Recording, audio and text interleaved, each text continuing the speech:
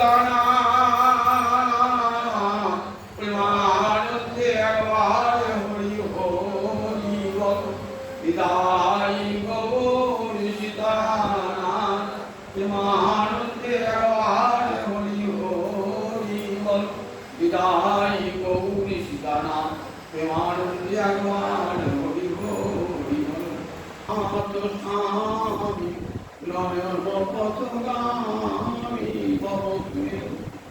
ভক্তবৃন্দের চরণে আমার কোটি কোটি দণ্ডবত।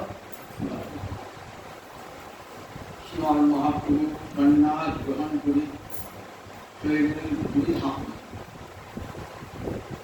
সেখান থেকে দক্ষিণে তীর্থভ্রমণ করবার জন্য চলে গেলেন 2 বৎসর অন্তে ঠিক জগন্নাথের রথযাত্রা ঘুরিয়ে এসে মহাপ্রভু বৃন্দাবন আগে কোথায় গেলেন দেখুন, গেলেন পুরীধাম।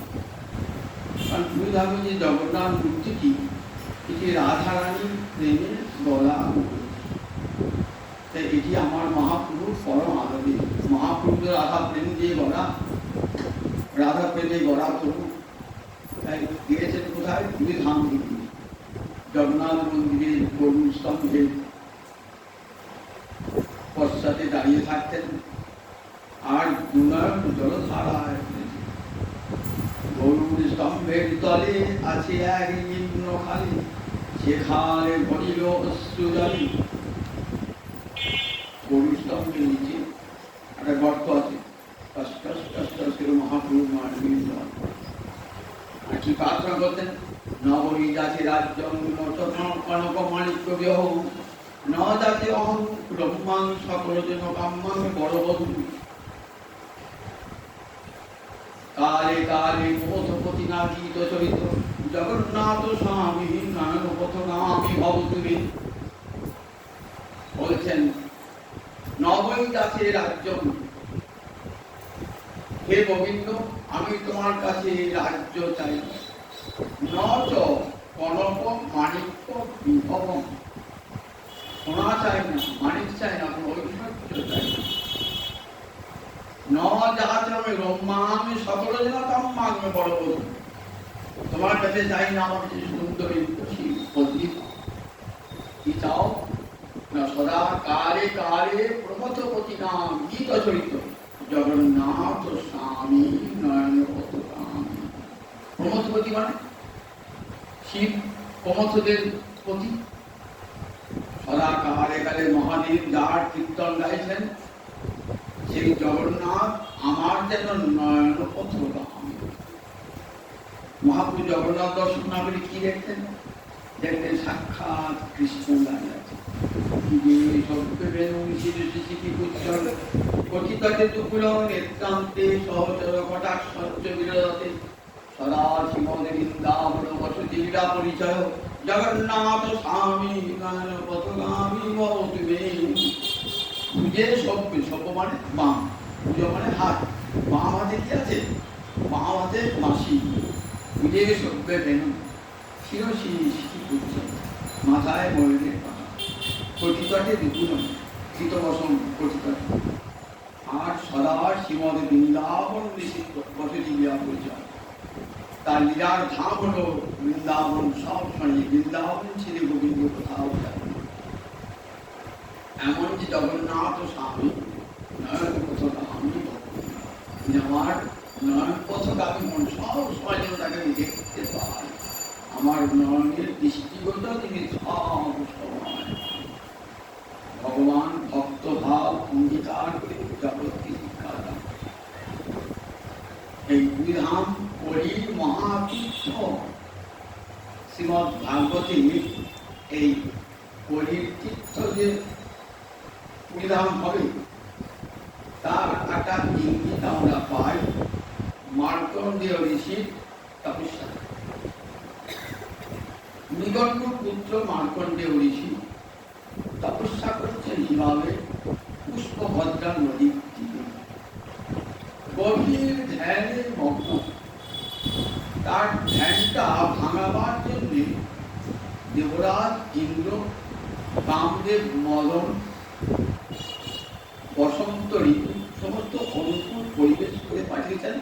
আর কুন্তিস্থলী নামে এক অপ্সরা সুন্দরী অপ্সরাকে পাইছে। নানা গীত ছন্দে মনির ধ্যান ভাঙাবার চেষ্টা করছে।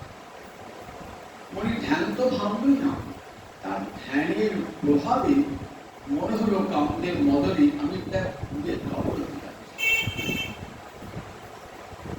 মদন লজ্জিত হয়ে পরাজিত হয়ে তার সহধর্মকে সঙ্গে নিয়ে চলে গেল। এমন সময় নরনারায়ণ ঋষি এসে বললেন, কি চাও তুমি? তোমার কি প্রার্থনা, তোমার কি বর চাও? বললে, আমি তোমার মায়া দর্শন করতে চাই। পার্বতী দ্বাদশ স্কন্ধে এই মার্কণ্ডীয় ঋষির মায়া দর্শন কথা বললাম। আপনারা তো চণ্ডী পাঠ করেন না? চণ্ডী ওই মার্কণ্ডীয় পুরাণের মধ্যে চণ্ডীদের মাহাত্ম, চণ্ডীটা সে চণ্ডী এই মার্কণ্ডীয় পুরাণ। গোবিন্দের মায়া সাক্ষাৎ করলেন, মায়া দর্শন করলেন। গোবিন্দের মায়া কেমন গীতায় করেছেন তো, দৈবিচ্ছেষা গুণময়ী মম মায়া দূরত্বয়া। বলেন আমার মায়ার শক্তি কেমন যেন, সে দিব্য শক্তি সম্পন্ন আমার মায়া। গুণময়ী, সত্য রজ তম তিনটে গুণের দ্বারা আমার মায়া। এবং দূরত্বয়া, দূরত্বয়া মানে তাকে অতিক্রম করা যায়, কিন্তু বহু কষ্টে বহু সাধনার দ্বারা এই মায়াকে অতিক্রম করতে হয়। এই মায়াকে অতিক্রম করবার জন্য জ্ঞানী জ্ঞান সাধন করছেন, যোগী যোগ সাধন করছেন, ধ্যানী ধ্যান করছেন, তপস্বী তপস্যা করছেন, ভক্ত ভক্তঙ্গ সাধন করছেন। উদ্দেশ্য কিন্তু সবারই একটাই, কি করে মায়াকে জয় করে অমৃতের দেশে পৌঁছানো যায়। পথ ভিন্ন ভিন্ন হতে পারে, উদ্দেশ্য কিন্তু একটাই, লক্ষ্য কিন্তু একটাই, মায়া জয় কেমন করব। অনত্যয় নয় কিন্তু, পার হওয়া যাবে না তা না, তাহলে কেউ আর চেষ্টা করতো না। বললেন দূরত্বয়া মানে দুঃখের অধিক কষ্টের দ্বারা সেই মায়াকে অতিক্রম করতে পারে, তাই দূরত্বয়া। দৈবিক শেষা কেন? সেটা দিব্য, আমার মায়া তো মম মায়া, আমারই মায়া তো, সুতরাং সেটা বড় কঠিন তাকে অতিক্রম করা। একটা সহজ উপায় আছে। কি সহজ উপায়? মাম এব যে প্রপদ্যন্তে মায়াবেদাং। মাম যুক্ত এব করে মাম এব, এই অব্যয়টা একটা মূল্য আছে। একমাত্র আমার চরণে যদি কেউ, আমার তো মায়া, আমার মায়া পার হতে গেলে আমারই চরণে শরণাগতি গ্রহণ করতে হবে। মাম এব যে প্রপদ্যন্তে, প্রপদ্য মানে শরণাগত, নিজেকে সম্পূর্ণরূপে সঁপে দেওয়া। ছটা লক্ষণ আছে শরণাগতি। আনুকূল্যস্য সংকল্প, প্রাতিকূল্যস্য বিবর্জনম,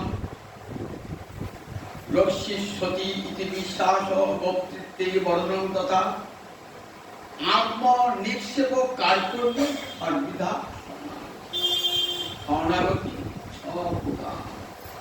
ছটা প্রকার কি কি বললেন? যা গোবিন্দের অনুকূল, আচ্ছা গোবিন্দের যা প্রীতিকারক সেটাই আমি করব। যা গোবিন্দ প্রীতির বিরোধী সেটা আমি সর্বতভাবে বর্জন করব। সে আমার যত নিকটের লোক হোক না কেন, যত প্রিয়জন হোক না কেন, গোবিন্দের থেকে প্রিয় আমার কেউ নাই, তাই তাকে আমি পরিত্যাগ করতে রাজি আছি। রক্ষী সতী বিশ্বাস, তিনি রক্ষা করবেন, এই বিশ্বাস ভক্তের অন্তরে। বক্তৃত্বে, বক্তা মানে রক্ষকর্তা, জগতে তিনি ছাড়া আবার কে রক্ষা করবে? আমার আত্মীয় স্বজন, মিত্র, বন্ধু বান্ধব, ডাক্তার, বৈদ্য, কেউ আমাকে রক্ষা করতে পারবেন না। রক্ষার কর্তা একজনই। আর আত্মনিক্ষেপ, নিজেকে সম্পূর্ণভাবে সঁপে দেওয়া। প্রভু আমি তো ভজন সাধনে কিছুই জানি না প্রভু, আমি নিজে নিজেকে তোমার চরণে অর্পণ করে দিলাম। ছোট শিশু যেমন মায়ের কোলে ধরে শুয়ে থাকে, তাকে মশা মাছি তাড়াতে হয় না, মাই তাড়িয়ে দেয়। ঠিক তেমনি গোবিন্দের চরণে এমন করে শরণ গ্রহণ করে যত বিপদ আসে আসুক না কেন, তার দায় আমার নয়, আমার যে রক্ষা করছেন। আর তারপর আমি তো কৃপার পাত্র প্রভু, আমার তো নিজের কোনো সামর্থ্য নাই, তুমি যদি আমাকে কৃপা করে রক্ষা করো তাহলে আমি রক্ষা পাবো। এই ছটা স্মরণ গোবিন্দ চরণে এমনি করে যে নিজেকে ঢুকে দেয়, বললেন সে মায়ার জন্য তা মার্কেন্দ্র ঋষি মায়া দর্শন করতে এসেন। মার্কেন্দ্র পরম ভক্ত, মায়া দেখাবেন মার্কেন্দ্রকে উদ্দেশ্য করে জগৎকে মায়া দর্শন, যে গোবিন্দের মায়া গোবিন্দের মায়া দর্শন পর্যন্ত বলে ঋষি চিন্তা করো, আমি যথাকালে আমি তোমাকে মায়া দর্শন করব। এই মার্কণ্ড ঋষি কতদিন বেঁচেছিলেন? 7 কল্পকাল। 7 কল্প মানে কি বলো তুমি? ব্রহ্মার 7টা দিন। 7টা কল্প মানে ব্রহ্মার 7টা দিন। সত্য, ত্রেতা, দ্বাপর, কলি, এই 4টে যুগ মিলে গেল চতুর্যুগ। 71 বার এই চতুর্যুগ ঘুরলে পারে কি একটা মন্বন্তর। এবার 14 বার ঘুরলে হয় 14 মন্বন্তরে ব্রহ্মার এক। এই একদিনের পর ব্রহ্মা ঘুমিয়ে পড়েনি, তখন কি হয়? রাত্রিকে আমরা ঘুমিয়ে পড়ি, তো ব্রহ্মার দিন দেখার পর ব্রহ্মা ঘুমিয়ে পড়ি, যাই ঘুমিয়ে পড়ে পড়া যায়, একে বলে দৈনন্দিন পড়া। দৈনন্দিন পড়া। আর ব্রহ্মা যখন 100 বছর কর্ম হয়ে যাবে তখন যে পড়া হয় তাকে বলে মহাপড়া। পার্থক্য একটা দৈনন্দিন পড়া আর একটা। তখন কিন্তু দৈনন্দিন প্রলয় হবার সম্ভাবনা না, ব্রহ্মা তাকে ঘুম আসেনি, কিন্তু গোবিন্দ মায়াটা দেখা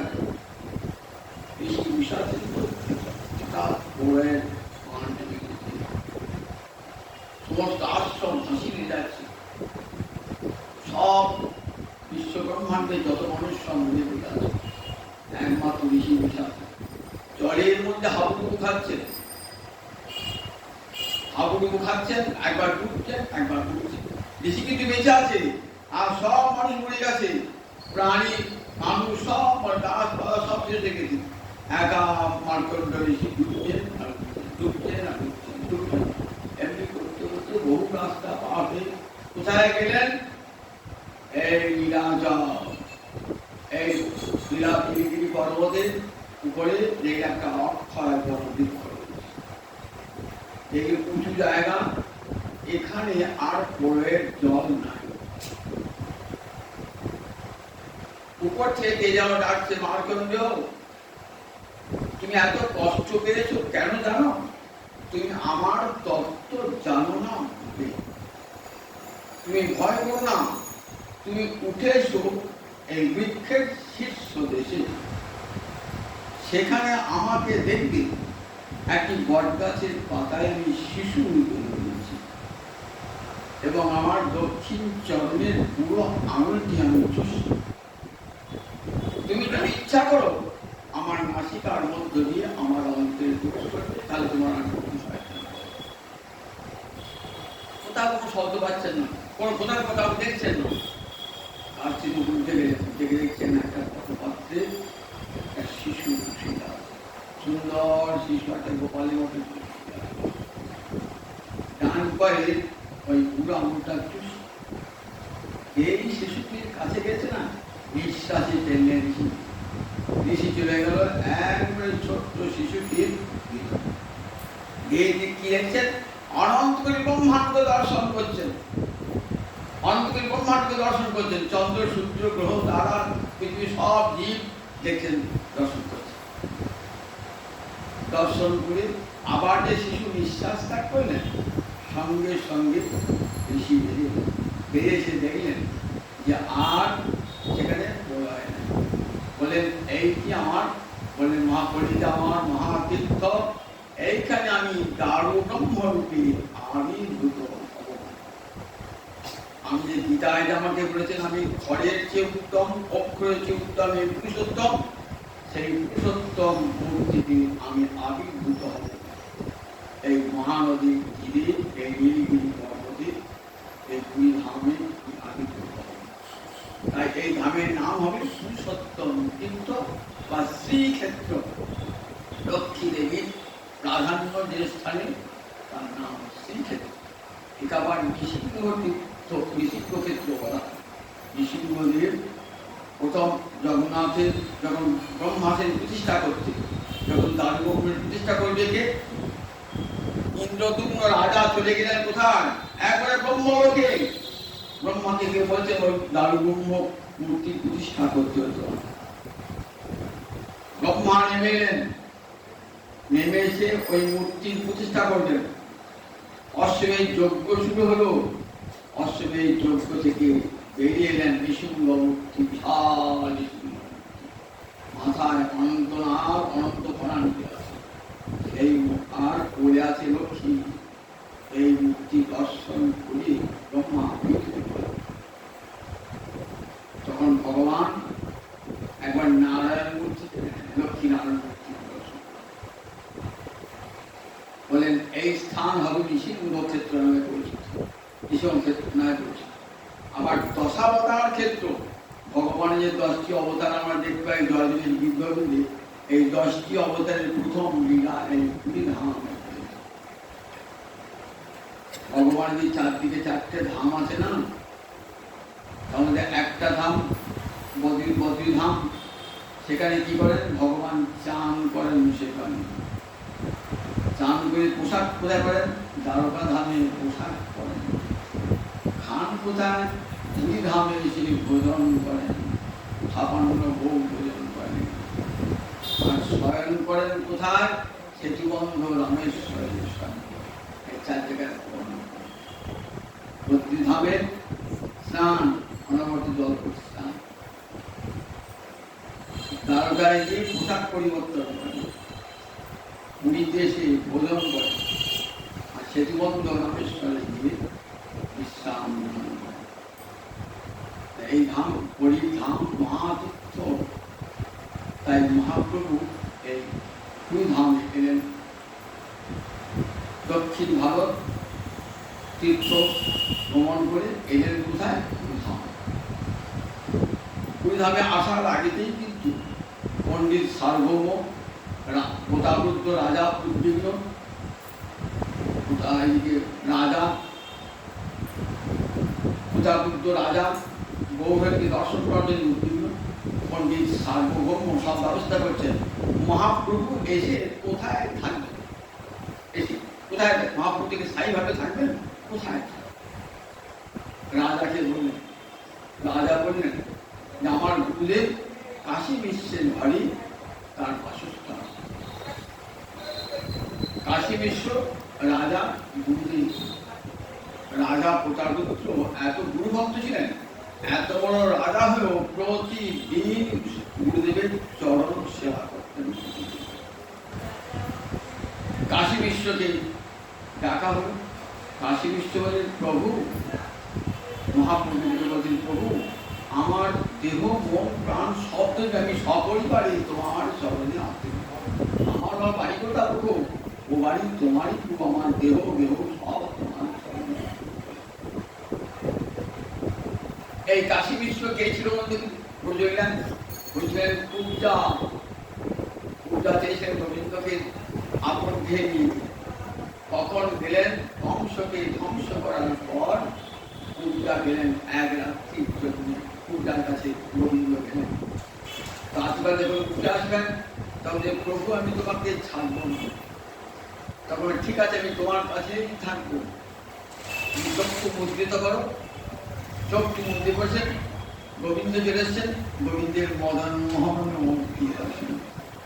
সেই মদন মোহন সনাতনে সে পবিত্র মদন মোহন। আজকে না, কতদিন মহারাজ অম্বরীশ পদে সেবা করেছেন এই মদন মোহন। সেই পূজার সাথ মিলল তখন এই কাশী বিশ্বরূপে যখন আবির্ভূত হলেন গৌরলীলায়, তখন নিজ গৃহেই রেখে দিলেন। সে সেই গৃহের নাম কি হলো গৌর গম্ভীরা, নাম হলো গৌর গম্ভীরা। আজও বিদ্যমান সেই গৌর গম্ভীরা, এখানে মহাপ্রভু থাকে। কাশী বিশ্বদেব কি করলেন? কাশী বিশ্বকে দেখালেন এক অপূর্ব সরপুর মূর্তি দেখলেন কাশী বিশ্ব। কাশী বিশ্বকে আত্মসাৎ করলেন কাশী বিশ্ব। কাশী বিশ্ব চিরকাল মহাপ্রভু উৎসর্গ করে গেলেন চিরকাল। কাশী বিশ্বের পর এসেছেন রায় রামানন্দের পিতা ভবানন্দ রায়। পঞ্চপুত্র সঙ্গে ভজে রায় ভবানন্দ, গানে বলেন তো। পঞ্চপুত্রের মধ্যে একটা পুত্রের নাম রায় রামানন্দ। এই রায় রামানন্দ ছিলেন রাজ্যপাল, অন্ধ্রপ্রদেশের রাজ্যপাল, রাজমহেন্দ্র স্থান রাজ্যপাল ছিলেন। মহাপ্রভু যখন দক্ষিণ দেশ যান তখন পণ্ডিত সার্বভৌম বলেছিলেন তুমি তো দক্ষিণ যাবে, তো দক্ষিণে তুমি রায় রামানন্দের সঙ্গে সাক্ষাৎ করবে, তাহলে তোমার মনের তৃষ্ণা অনেকটাই মিটবে। রায় রামানন্দ সাক্ষাৎ করছেন। যেদিন রায় রামানন্দের কাছে 10 দিন ছিলেন, কত ছাত্র সাধক তত্ত্ব আলোচনা করেছেন। গৌরহরকে দর্শন করার সঙ্গে সঙ্গে রায় রামানন্দ রাজাকে বললেন, রাজা আমি আর সরকারি চাকরি করতে পারবো না, আমি গৌরচরণে আশ্রয় দিয়েছি। রাজা বললেন তোমার যা বেতন সেই বেতন তুই পাবে, তোমাকে চাকরি করতে হবে না, তবে তোমার কাছে একটা অনুরোধ, আমি যেন গৌরহরির কৃপা লাভ করতে পারি। সেই রায় রামানন্দের পিতা হলেন ভবানন্দ রায়। সেই ভবানন্দ রায় এসে গৌরহরির চরণে বসে বলছেন আমার পঞ্চপুত্র পত্নী সহ তোমার চরণে আত্মনিবেদন করলাম। বলছে তুমি তো জন্মে জন্মে আমার কিঙ্কর, তুমি তো পাণ্ডু স্বয়ং, তোমার পত্নী হলেন কুন্তী, আর তোমার 5টি ছেলে হলো পঞ্চপাণ্ডব। আর রায় রামানন্দের মতো সন্তান যার, তার আবার কেউ না। দেখো তাই তোমার কাছে চিরকাল দেখো তুমি আমার জন্মে জন্মের কিঙ্কর। পঞ্চপুত্র সঙ্গে ভজে রায় ভবানন্দ বললেন আমার পুত্র বাণীনাথ সব সময় তোমার সেবা করবার জন্য থাকবে। বাণীনাথ মহাপ্রভু সেবা করবার জন্য সব সময় বাণীনাথ থাকতেন মহাপ্রভুর কাছে। এরপরে গোবিন্দ আর কাশীশ্বর। গোবিন্দ না, এরা গেলেন পুরুষোত্তম আচার্য, তিনি স্বরূপ দামোদর। এই নাম ছিল পুরুষোত্তম আচার্য, আসল নাম ছিল পুরুষোত্তম আচার্য। মহাপ্রভু যখন সন্ন্যাস গ্রহণ করলেন না, নবদ্বীপে জন্মদেব মহাপ্রভুর সঙ্গে একসঙ্গে পড়াশোনা করতেন, একসঙ্গে খেলাধুলা করতেন। মহাপ্রভুর সন্ন্যাস গ্রহণ করলেন, তখন বলে এই নবদ্বীপে আর আমি থাকবো। কোথায় চলে গেলেন? একবারে কাশীতে চলে গেলেন। সেখানে এক জ্ঞানী সন্ন্যাসীর কাছে সন্ন্যাস গ্রহণ করলেন। মনের দুঃখে মনের থেকে সন্ন্যাস গ্রহণ করলেন। সন্ন্যাস গ্রহণ করলেন বটে, কিন্তু শিখাসূত্র ত্যাগ করলেন না, এবং সন্ন্যাসীর বস্ত্র যে যোগ করত সেটা গ্রহণ করলেন না। তাই আপন স্বরূপেই গেলেন, বলে নাম হয়ে গেল স্বরূপ দামোদর। ইনি কে ছিলেন বুঝলেন? রাধারানী ললিতা সখী। যখন শুনলেন মহাপ্রভু পুরীধামে এসেছেন, পাগল হয়ে ছুটে আসছেন, ঘুরেছেন গৌরহরির চরণ। শ্রী চৈতন্য দয়ানিধি দয়াতম ভুয়ার অনন্ত দয়া। হে দয়ানিধি শ্রী চৈতন্য প্রভু, তোমার দয়া আমার অন্তরে সমস্ত অশুভ নাশ করে শুভের সূচনা, শুভের দয়া করা, অনন্ত দয়া। এই বলে গৌরহরির চরণে চিরকালের জন্য কত বড় পণ্ডিত ছিলেন রায় রামানন্দ। আসছেন কাশী থেকে, গুরুদেব বললেন তুমি বেদান্ত পড়ো এবং বেদান্ত পড়াও। বেদান্তা কি? দর্শনের নাম 6টা দর্শনের মধ্যে সর্বশেষ এবং সর্বশ্রেষ্ঠ দর্শন হল বেদান্ত। বেদের অন্তরের কথা যে দর্শনে আছে একেবারে বেদান্ত দর্শন। ভারতবর্ষের সর্বশ্রেষ্ঠ দর্শন এই বেদান্ত দর্শন। বলেন এই বেদান্ত দর্শন তুমি নিজে পড়ো এবং অমর তীর্থ। এত বড় পণ্ডিত পুরুষোত্তম আচার্য সর্বদামণি বললেন, আমি বেদান্ত কি জানি না, আমি কৃষ্ণ ছাড়া কিছুই জানি না, কৃষ্ণ সেবা ছাড়াও আমি কিছু জানি না, আমার কাছে আর দ্বিতীয় চিন্তা নাই কৃষ্ণ ছাড়া। আপনি আমাকে আদেশ করুন, আমি চলে যাবো পুরী ধামের মহাপ্রভু চরণে। গুরুদেব আদেশ করলেন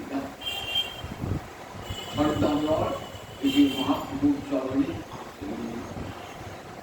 সঙ্গীতে গন্ধর্ব সম, আবার পাণ্ডিত্যে বৃহস্পতি সম। বৃহস্পতি সমান পাণ্ডিত্য, দেবগুরু বৃহস্পতি সমান পাণ্ডিত্য। আর সঙ্গীতে গন্ধর্ব সম, এত সুন্দর কণ্ঠ ছিল না।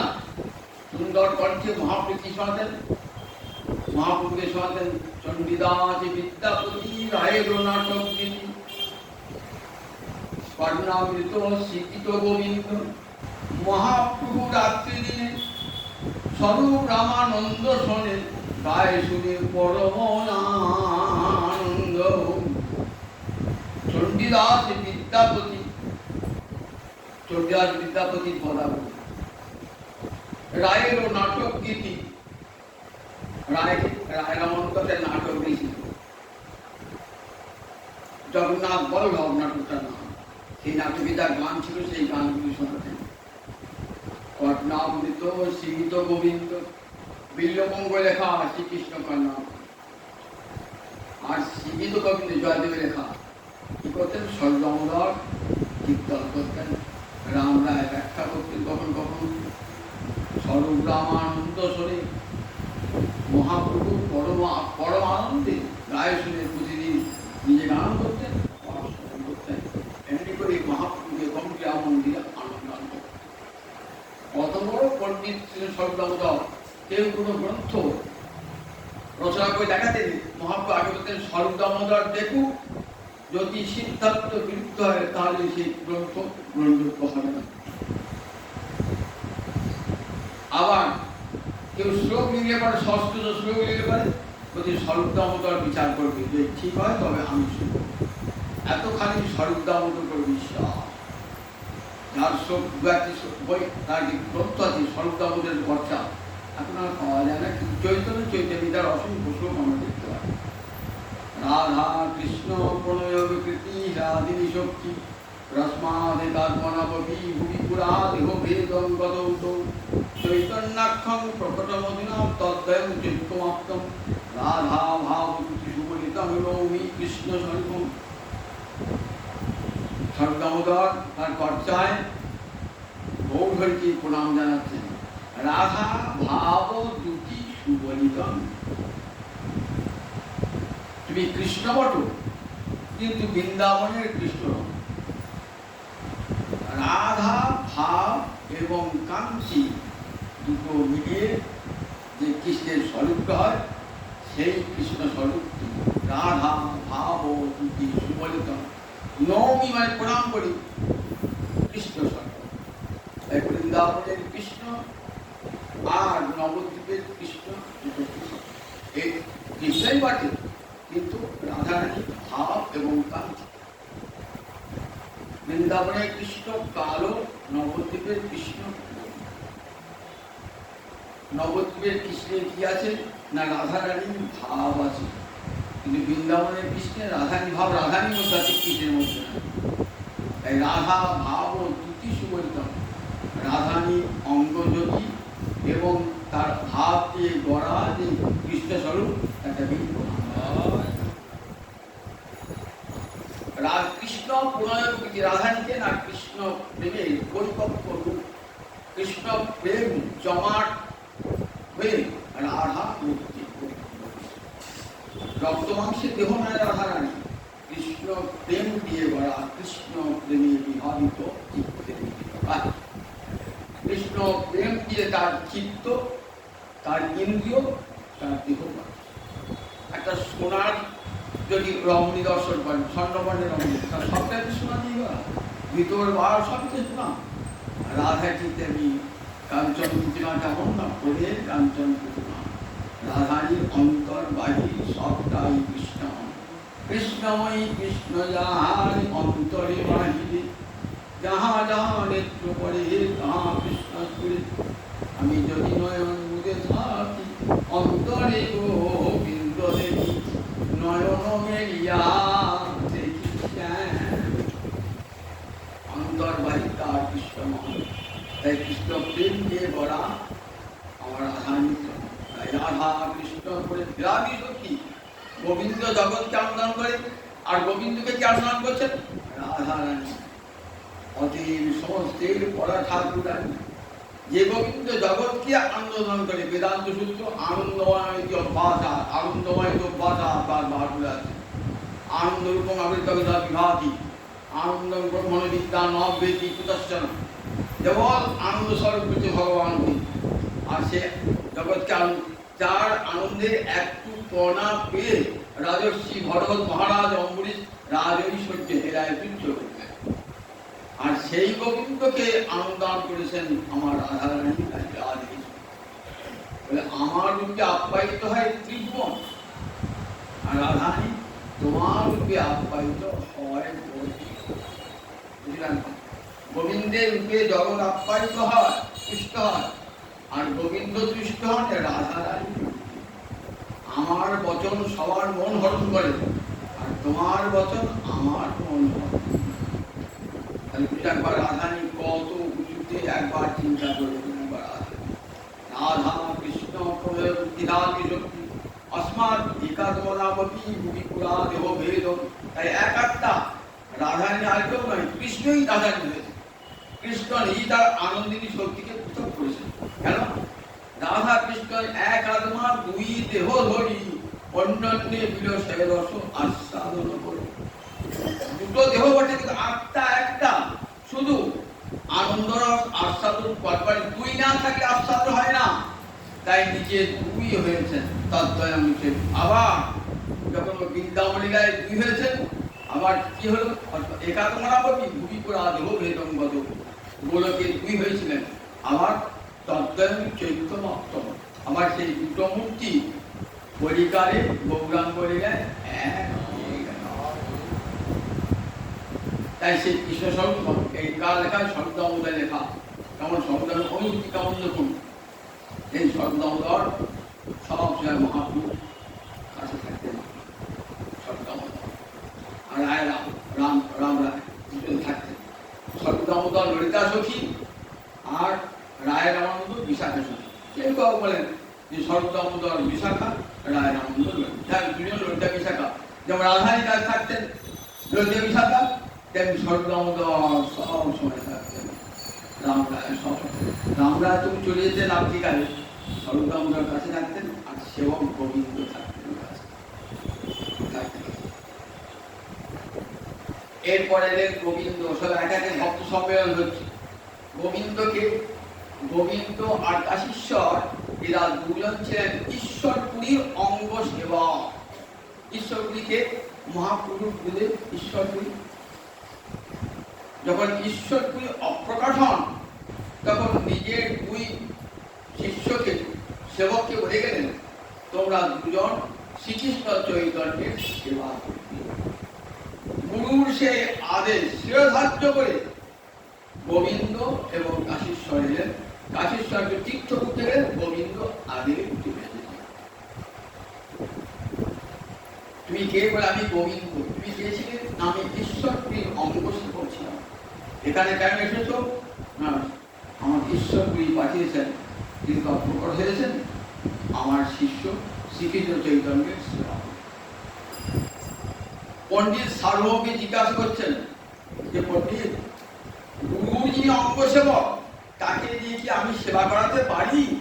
গুরু যিনি অঙ্গ সেবক আমরা করি, গুরুকে যিনি সেবা করেছেন, এই শিষ্য থাকে, তার সেবা নেয় কি? সেবা নেই। তাই মহাপ্রভু বলছে, না না, আমি যে গুরু সেবা করেছি, যে হাত দিয়ে গুরু সেবা করেছি, সেই হাত দিয়ে আমি শিষ্যের সেবা করতে পারি না।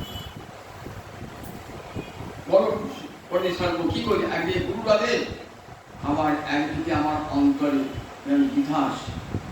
বড় পণ্ডিত কি করলেন? তখন বলছে আজ্ঞা গুরু নাম বিচারণীয়া, গুরুর আজ্ঞা সর্বতভাবে পালন করতে হয়, যত কষ্ট হোক না কেন। তার প্রমাণ আমরা মহাভারতে দেখতে পাই। পরশুরামের পিতার নাম ছিল যমদগ্নি, মায়ের নাম ছিল রেণুকা। যমদগ্নি থাকতেন আশ্রমে, রেণুকা জল আনতে গিয়েছেন। জল আনতে গিয়ে একটু আসতে বিলম্ব হয়েছে। যমদগ্নির অন্তরে একটা সন্দেহ দেখা দিয়েছে রেণুকার চরিত্র বিষয়ে। তখন অন্য সমস্ত ছেলেকে বললেন যে দেখো, আমার সামনে তোমার মাতাকে হত্যা করছে। কেউ রাজি হলেন না। শেষকালে পরশুরাম করে এলেন, বললেন পিতা কি আদেশ করেন? আমার সম্মুখে তোমার মাতাকে হত্যা। বললেন বেশ, মাতাকে হত্যা করেন পিতার সম্মুখে। বর চাও, বর চাইছেন আমার মাকে বাঁচিয়ে। গুরু আজ্ঞা ভগবান নিজে পরশুরাম নিজে পালন করেছেন, জগৎকে দেখেছেন। আজ্ঞা গুরু নাম। আমরা দেখতে পাই এই কথাটি কোথায় আছে? কালিদাসের রঘুবংশী। রামচন্দ্র লক্ষ্মণকে আদেশ করছে, যাও লক্ষ্মণ, সীতাকে বনবাসে দিয়ে এসো, বাল্মীকির আশ্রমে দিয়ে এসো। লক্ষ্মণ ভরলেন বসবাস করবে কি করে? এই সীতা দেবী নিষ্পাপা, তাকে আমি কি করে দিয়ে আসবো? মনে ভাবছেন দাদাই রাজা আমি কি মানি, কিন্তু দাদার কত আদেশ তো। মনে মনে ভাবছেন ঠিক একদিন এমনি করে পরশুরাম গুরুর আজ্ঞা পালন করেছিলেন। তাই যত নিষ্ঠুর আদেশ হোক না কেন, আমার গুরু আদেশ, রামচন্দ্র আমার গুরু, তার আদেশ আমাকে পালন করতে। মাতুরি কালিদাস রঘুবংশের আজ্ঞা নাম কবিকে গ্রহণ করলেন। কবি পরবর্তীকালে কাশীশ্বর, এরাও কৃষ্ণলীলায় ছিলেন বৃঙ্গার আর ভঙ্গু। গোবিন্দ ছিলেন ভঙ্গু আর কাশীশ্বর ছিলেন বৃঙ্গার। কাশীশ্বরে কি কাজ ছিল? তখন মহাপ্রভু যেতেন, যখন মন্দিরে যেতেন না, তখন লোকের ভিড় হতো, তো সব লোক ছড়িয়ে দিয়ে পালান, আরো চেহারা ছিল, ছড়িয়ে টড়িয়ে দিয়ে মহাপ্রভু দেখা যেত। আর গোবিন্দ কি করতেন? মহাপ্রভু অঙ্গ সেবা। কিরকম অঙ্গ সেবা দেখবেন? একবার মহাপ্রভু বিরাট কীর্তন করে ভোজন করে শুয়ে পড়েছে দরজা দিয়ে। কাশি পিছিয়ে ঘরে থাকতেন, ছোট্ট ঘর, ঠিক এই ঝনকাকে নাকি দাঁড়িয়ে গোবিন্দ এসেছেন। গোবিন্দ বলছে সরপ্রভু, তোমার কি বলবেন? তোমার পদসঙ্গ করুন, পদসঙ্গ। আমার অঙ্গ চালানো তুমি আওয়াজ করলে আমি যাবো কি করে? দেখো আমার অঙ্গ চালাবার শক্তি নেই, তুমি যাওয়ার বুঝতে চাইবে। তুলনা বলা সত্ত্বেও করছেন না। তখন কি বলেন? নিজের বহির্বাসটা দিয়েছেন মহাপ্রভু। বহির্বাসটি দিয়ে নিয়ে গেলেন, নিয়ে গিয়ে সেবা করছেন। মহাপ্রভু দেখছেন সব। আচ্ছা নিদ্রা উঠেছে, অনেক করেছি, গোবিন্দের খাবার সময় হয়েছে, তাদের গোবিন্দ যায় না, চরণ টিপছে, চরণ সম্মান করছে। গোবিন্দ এসে গেলে না, কি করে যাবো? আপনি দুয়ারে চলে আসেন, যেমন করে এসেছিলেন তেমনি যাও। বলে না না, সেবার জন্যে গোবিন্দ কহে আমার সেবা সে অপরাধ হোক কিংবা নরকে তোমার সেবার জন্য যদি নরকে যেতে হয় যাবো প্রভু, কিন্তু আমার সেবার জন্য এটুকু অপরাধের আভাস জগৎকে দেখালেন। দেখো কৃষ্ণ সেবা করতে যদি অপরাধ হয়, তাহলে গোবিন্দের তুষ্টি হয়, তাহলে সে অপরাধটাও অপরাধ না। ভগবানকে দিয়ে গেছেন, গোবিন্দের সেবা কেমন দেখছেন? সেবা আমাকে করতেই হবে, তাতে তো আমার নরকে যেতে হয়, নরকেই যাব, তবু আমাকে সেবা আমাকে করতেই হবে। দিয়ে গেছেন। আর সময় আসছেন না তো নিজের সেবার জন্য, তার নিজের সেবার জন্য জগৎকে দেখালেন কল্পনা গোবিন্দের কেমন সেবা। মহাপ্রভু জগন্নাথ মন্দিরে যেতেন, কাঠীশ্বর আগে যেতেন, এমনি করে সেবাটা আবার মহাপ্রভু সেবা করতে দিবারাত্র সেবা করতেন। সঙ্গে থাকতো রামায় আর নন্দায় থাকতো গোবিন্দের সঙ্গে। মহাপ্রভুর অপরের পর গোবিন্দ বহুদিন ছিলেন। শ্রীবাস আচার্যকে দেখেন যে তখন বলেছেন গোবিন্দ শরীরখানা একবার শুধু একটা পাতলা দুখানে হাড় টাইল আছে, দিবারাত্র নয়নজলে ভাসছেন গোবিন্দ। মহাপ্রভু আসেন শ্রীনিবাস আচার্য করে তুলেন সেই গোবিন্দ মহাপ্রভু অঙ্গ ছিল। এরপরই ব্রহ্মানন্দ পুরী মহাপ্রভু গুরুদেবের সতীর্থ। মহাপ্রভু বলেছেন ঈশ্বরপুরী, ঈশ্বরপুরী কাজ যার কাছে যেখানে যে মাধবন্দ পুরী কাছে সেখানে ব্রহ্মানন্দ পুরী কাছে। ব্রহ্মানন্দ পুরী কোথায় এসে লীলাচলে এসেছেন মহাপ্রভুর সঙ্গে সাক্ষাৎ করতে এসেছেন। সাক্ষাৎ করতে আসেন না, এসেছেন, এসে পুরীতে উঠেছেন। তখন মুকুন্দ বলছেন প্রভু ব্রহ্মানন্দ ভারতী তোমার সঙ্গে সাক্ষাৎ করতে চায়। বলেন ঠিক আমার গুরু তুল্য, গুরুর যে সতীর্থ সে তো আমার গুরুরই মতো। তিনি আসবেন আমি গুরুর সমান যে তাকে কেমন সম্মান দান করতে সব দেখুন লীলাগুলির মধ্যে দিয়ে কত শিক্ষা। লীলাগুলির মধ্যে দিয়ে নিজের গুরু নন কিন্তু গুরুর সৌরক্ষ গুরুর সতীর্থ শিক্ষা দিয়েছেন।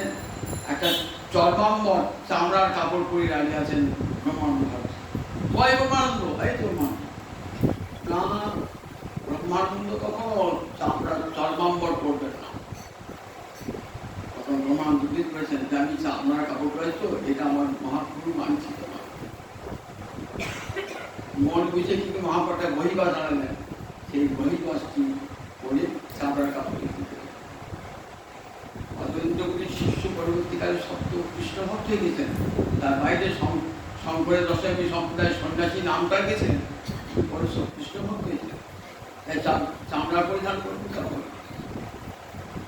তখন বলছেন দেখো, বলছেন ব্রহ্মানন্দ ভারতী বলছেন দেখো পুরী ধামে দুটি ব্রহ্ম, একটি সচল ব্রহ্ম একটি অচল ব্রহ্ম।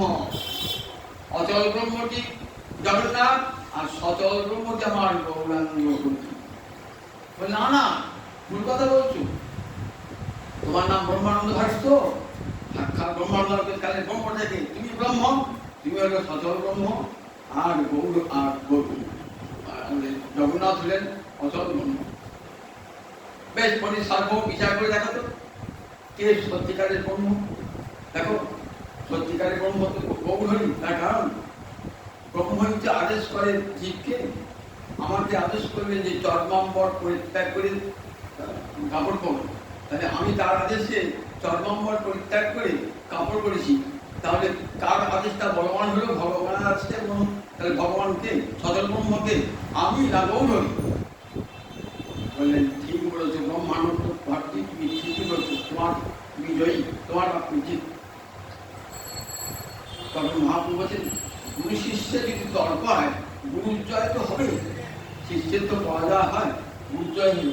বলছে না না প্রভু এটি নয়, কি করো তুমি শিষ্যস্থানে পরাজয় স্বীকার করো। জগতের শিষ্যের মহিমা বৃদ্ধি করবার জন্যে তুমি শিষ্যের কাছে পরাজয় স্বীকার। বলছেন আমি তো ব্রহ্মানন্দে বন্ধ ছিলাম, তোমাকে দেখা অবধি আমার মুখে কৃষ্ণ নাম ছাড়া অন্য কোনো নাম নয়। ব্রহ্মানন্দ ভারতী বলছেন তোমাকে যেদিন থেকে দেখেছি আমি কেবল কৃষ্ণ বলি। বিল্বমঙ্গল যেমন প্রথমে ছিলেন তেমন আচার্য শঙ্কর অনুগামী, পরবর্তীকালে বলছেন যে দেখো এক গোপবধূ লম্পট জোর করে আমাকে দাসী করে নিয়েছে, দাস করে নিয়েছে। দাসী তা বয়ন ঘটে সঠিক সর গোপবধূ লম্পট। আমরা ছিলাম অদ্বৈত পতিত উপাস্য, যারা অদ্বৈতবাদী উপাসনা করেন সন্ন্যাসী, তারা আমাদেরকে উপাসনা করতেন। আমরা রাজসিংহাসনে বসেছিলাম, সাক্ষাৎ আমরা ব্রহ্ম সেজে বসেছিলাম, আর যারা এই পথের পথিক তারা আমাদের উপাস্য ভাবত। কিন্তু কখন দেখলাম সেই গোপবধূ লম্পটকে দেখলাম, দেখার সঙ্গে সঙ্গে আমি হয়ে গেলাম দাস, দাস দাস হয়ে গেলাম। অন্তরটা পরিবর্তন লিখে দেখুন। আর নিজেকে ব্রহ্ম বলে ভাবেন না, দাস কৃষ্ণের দাস করে ধরে। সেই ব্রহ্মানন্দ পরিবর্তন করেন মহাপ্রভুর কাছেই থাকতেন এই ব্রহ্মানন্দ ভারত। এমনি করে আজকে আজকে সব ভক্ত সম্মেলন হচ্ছে। মহাপ্রভু সমস্ত ভক্তকে কৃপা দান করছেন। উদ্দেশ্য সমস্ত ভক্তকে পুরীধাম নিয়ে জগন্নাথের রথযাত্রা দর্শন করাবেন। সমস্ত ভক্তকে বলেছেন রথের পূর্বে তোমরা যাবে এবং রথের পূর্বে গিয়ে সেখানে 4টি মাস থাকবে, চাতুর্মাস্য ব্রত করবে। রথের পর উত্থান নিয়ম সভার পর উত্থান দ্বাদশীতে তোমরা আবার সব ফিরে আসবে। সেই নিয়মে প্রতি বৎসর বহু দেশের ভক্তেরা আর বিভিন্ন দেশের ভক্তেরা চলে যেতেন, সব যেতেন ওই রথের পূর্বে যেতেন, আবার 4টি মাস মহাপ্রভুর সঙ্গে বেড়াতেন, আবার চাতুর্মাস্য ব্রতের শেষে নিয়ম সভার শেষে চলে আসতেন নিজ নিজ গৃহে। এমনি করে আমার মহাপ্রভু ভক্তদের সঙ্গে পরম আনন্দে মাতার হয়ে